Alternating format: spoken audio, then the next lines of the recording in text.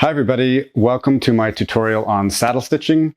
In this tutorial I'm going to show you the basics of threading your needle, waxing the thread, as well as the basics of saddle stitching with and without the awl, and how to get the perfect stitch angle on the front and on the back. Let's get started. First off, we're going to thread the needle. We're going to want to pinch the tip of the thread, or I like to bite it, to make it flat so we can slide it through the eye of the needle. There we go. Just slide it a little bit through. Hold that down with your fingers.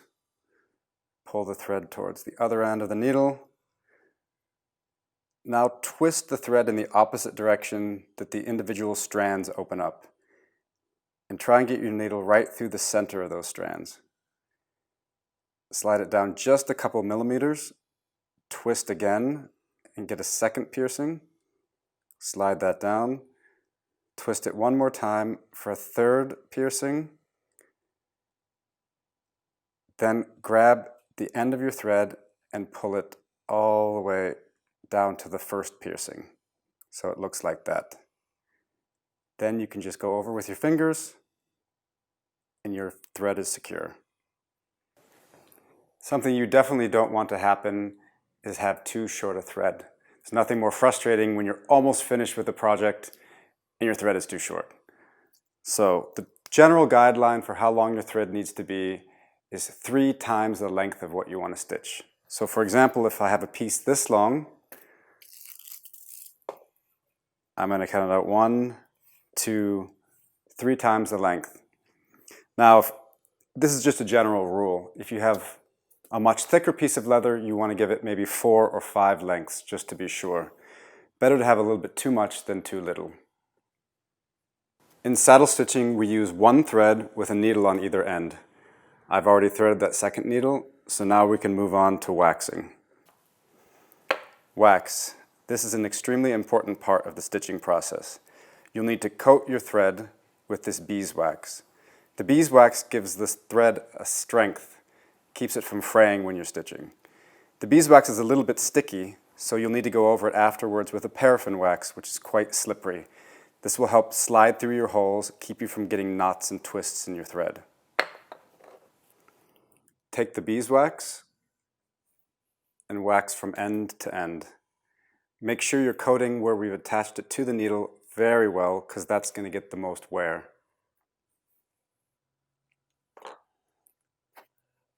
Take a soft cloth to wipe off the excess. You're going to want to run it between your fingers pretty tight, because not only do we want to get off that excess, we want to remove the coil from the thread. If you see from the bobbin, it has a lot of coil in it. And if you still have that when you're stitching, you're going to get all kinds of knots and twists. It's going to cause you a lot of problems. Then we'll take the paraffin wax. This is going to take the stickiness away from the beeswax and help our thread glide through the holes. Make sure it's nicely coated. You can just gently wipe this one off. You can also always recoat this while you're stitching if you feel like your thread's getting a little bit dry. So now we're ready to stitch. Basically, there's 2 main ways to saddle stitch. One way will give you an angle on the front and a straight stitch on the back. The second way will give you an angle on the front and an angle on the back. I'm going to show you both ways. We'll start off with the angle on the front, but not on the back. Make sure your thread is even on both sides. Then we go with the lower needle in the second hole down, partially through. Then you want to make a T, crossing this on the back side of your needle. Pull it up with this finger, bend it down, send the upper needle through, pull evenly tight on both sides. So again, to show that. Up with the lower needle, make a T from behind, pull up, use your finger to bend it around, send it through, pull evenly from either side, get a nice tension there.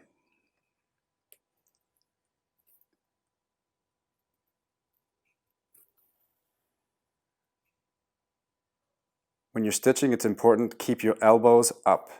This will give you the correct angle and posture for getting a good tension on your thread.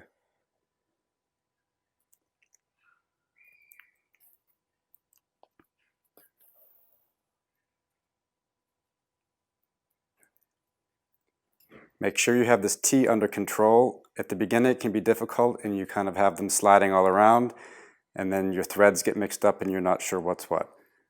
Make sure that T is really clamped between your finger. Angle it like this.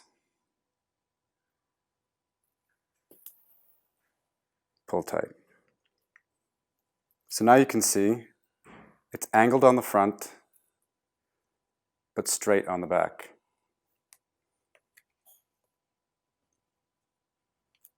Now I'm going to show you how to get the angle on the front and the back. It's the same procedure, only when the needle comes through, you wrap around the front. Pull tight. Needle through with your thread, wrap around the front, pull it tight.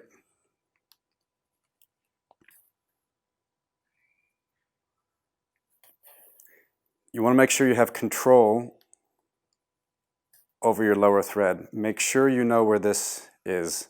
It's a good idea to keep a hold of this tightly. You can kind of use these fingers to make sure that this isn't getting twisted around like this. If that happens, you're going to have all kinds of knots and not get a beautiful stitch on the back. So make sure you know where those threads are on the bottom when you're wrapping around. And it can happen often that this gets twisted and you wrap around like this. Anything can happen. Just practice, you'll get used to it, you'll figure it out. But for starting, try and make sure you know where those threads always are.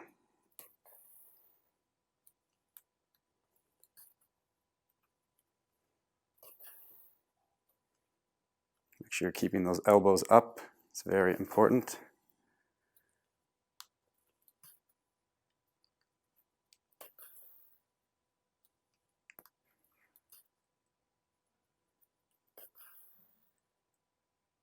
Now let's have a look.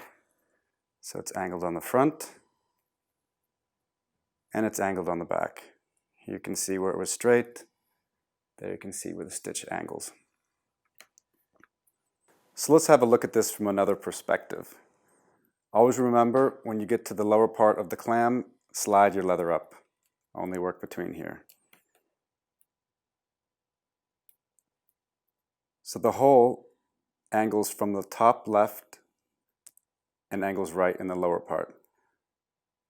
We want the lower thread to rest in the lower part of the hole. The upper thread, we're going to put the needle through the upper part of the hole.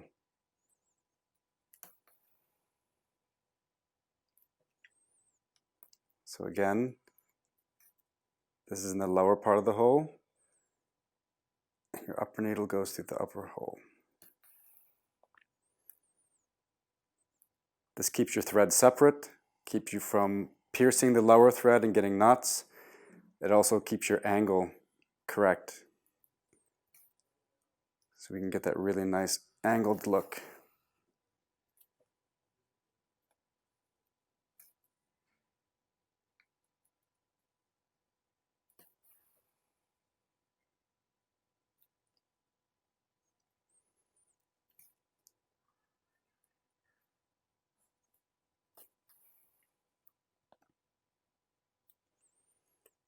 Something you want to watch out for. If you're not careful and you're pushing it through, you can pierce your thread here. If you pierce your thread and you pull, it's going to rip.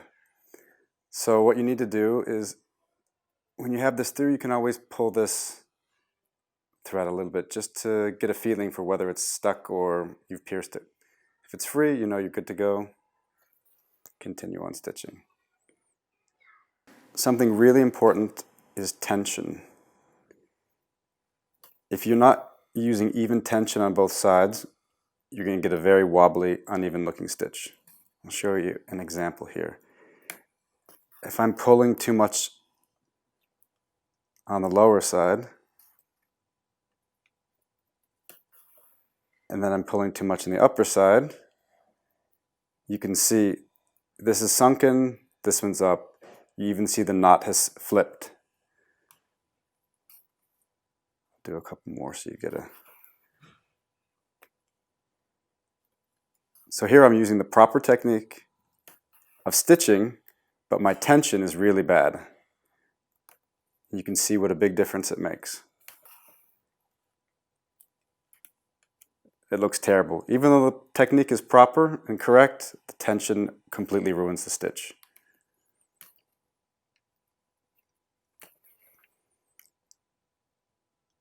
With pulling evenly and perfectly on both sides,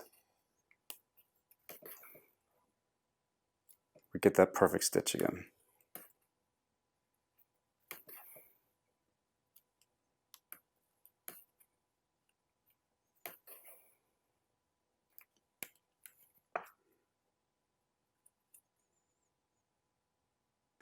Sometimes you'll have a section where you have to stitch a really long part.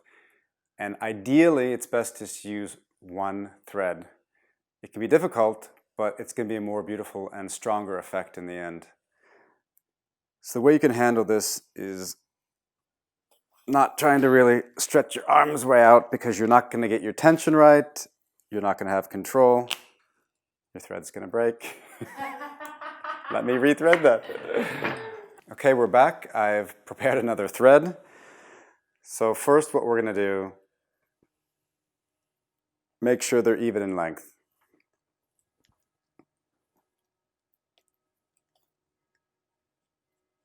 Elbows up, pull out as far as you normally would. We have this excess here. All we're going to do is come in, grab the thread like this, elbows up again, and out.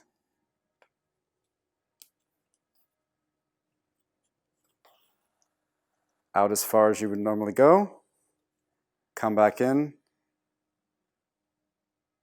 pull in the rest. And that's the best way to deal with long thread. Sometimes you'll have thread even a lot longer than this. The main thing is in the beginning, make sure you've got it really well waxed. Make sure the coil is completely out of the thread. You're going to save yourself a lot of hassle. When you have all this thread laying around, getting twisted up, you don't want that. So if you prepped your thread perfectly, go slow. You should have no problem getting that long thread all the way to the end. Another issue you'll run into when having such a long thread is maybe after 100 holes, your wax is wearing off and your thread starts to fray a little bit. You can just go ahead and grab your paraffin wax again, just recoat it.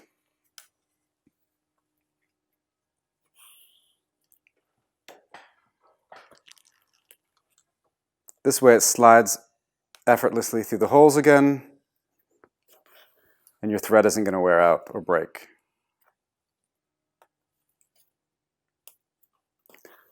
Especially when you're stitching with much thicker leathers, the thread goes through a much bigger hole and there's a lot more wear and tear on it. So frequently re-waxing with a paraffin will help keep your thread intact and keep it from breaking.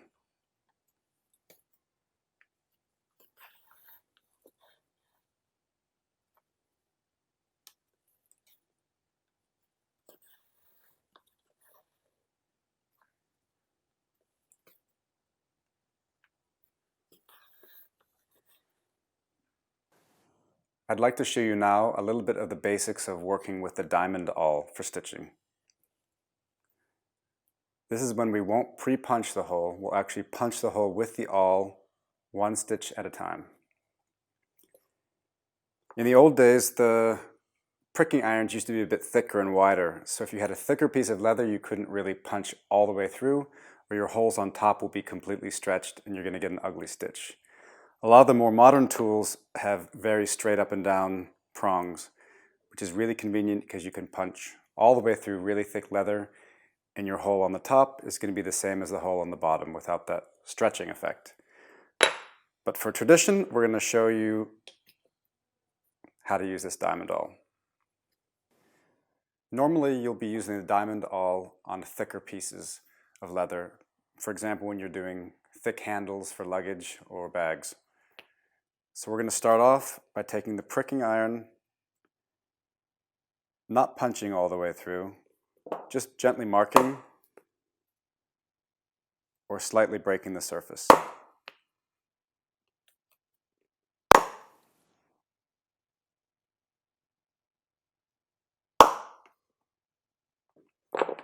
And you can see the holes are on the surface, but not on the back side. So important is keep your fingers clear of the awl. We've pre-punched the holes, or marked them, they're not actually punched. Make sure that you have your diamond awl at the right angle for the hole. And push through. Stitch.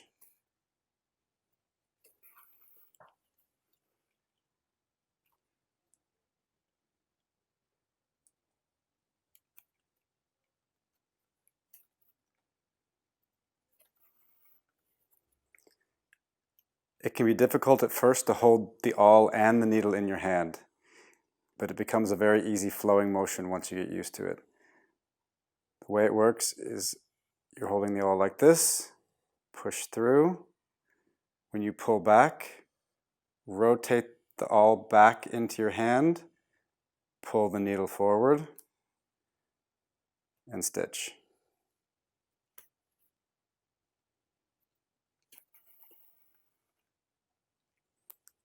Now we're going to flip the needle back, bring the awl forward,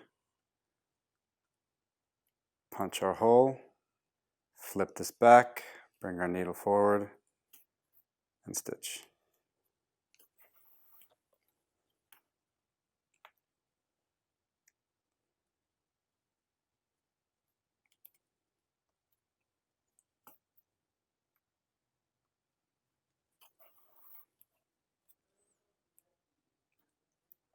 So again,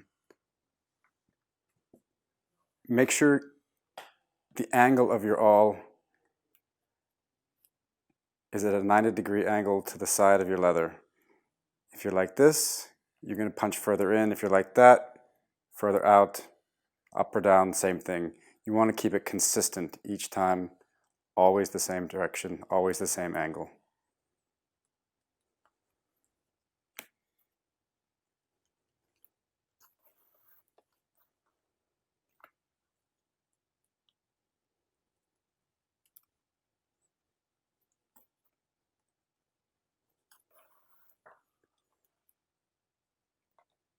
If your leather is really thick and maybe your awl isn't super sharp at the moment, a trick you can use is take your paraffin wax, stab it in, makes it a little bit smoother and slipperier, and then it slides through the leather a lot easier.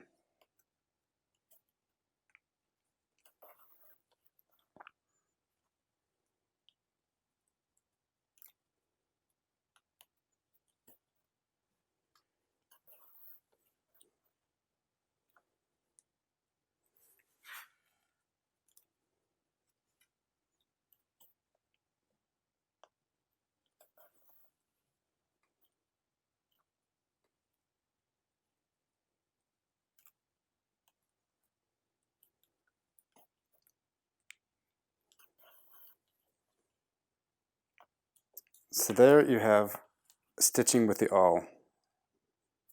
On the back side, you'll see it's not perfect as when you punch all the way through, but with practice, it'll get straighter. I'm going to show you how to finish off a stitch. Once you've gone down the whole row, you're going to need to lock in the thread so it doesn't unravel. So let's say this is the very end of our row here, and we want to lock it off. Make sure your last stitch is quite tight, you don't want it loose. Otherwise, when you stitch back and pull tight, this last one will look very loose. You want to be on the inside of the stitch, of the knot inside the stitch there. So see that we're on the right side, not on the outside. And we're not going to turn, you're just going to make a simple stitch. When you're pulling it together, make sure that your thread sits to the right of the existing stitch and pull tight so that they lay parallel to each other. So do the same here. We'll be on the inside of that knot, come up from the bottom, and make sure it lays parallel. And for the final and last one, make sure it's to the right.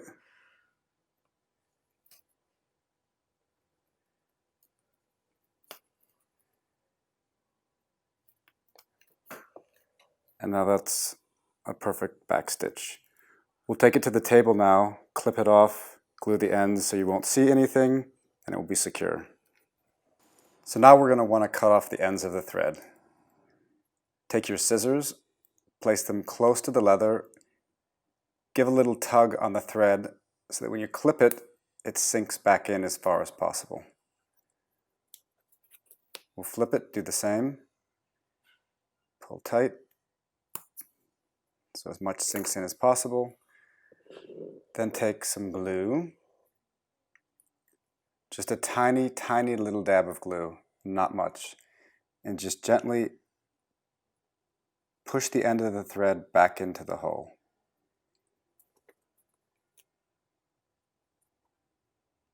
Just until it disappears. You don't want to push too hard. If you push too hard, you'll push the thread out the other side. Just enough that it's gone. You can tap it with the end of the awl like that. You can also, with your hammer if you want, gently tap it. Have a look. If you see there's still a little bit of the thread out, you can kind of push that back in. If there's any excess glue, kind of scrape it off. Another thing you can do is also just take your umbrella pliers, and that really seals it all down. Get rid of that little bit of thread there. There you go. And there you have a perfect back stitch. Everything's parallel, straight, and clean, and secure. Here I've already prepared a couple stitches. The upper one is with the 338, so our largest pricking iron, together with the smallest size thread, the 832. You can see that there's a lot of gaps and a lot of space. It's not really optimal. Below we have the smallest pricking iron, and that's the 2.7, together with the thickest thread, the 432. Here it's alright, but it's looking really crowded. Imagine you have to do the back stitch over there. It's not going to be very nice. So you'll need to find the right balance in between your leather thickness, the size of the holes, and the size of the thread. This just comes with practice. Just play around with it and you'll figure it out. This, I think, is a pretty good example of a good balance between thread thickness and stitching distance. So that pretty much sums up everything you need to know about saddle stitching. The best thing is just get as much stitching under your belt as you can, and the more you stitch, the more your stitching is going to improve.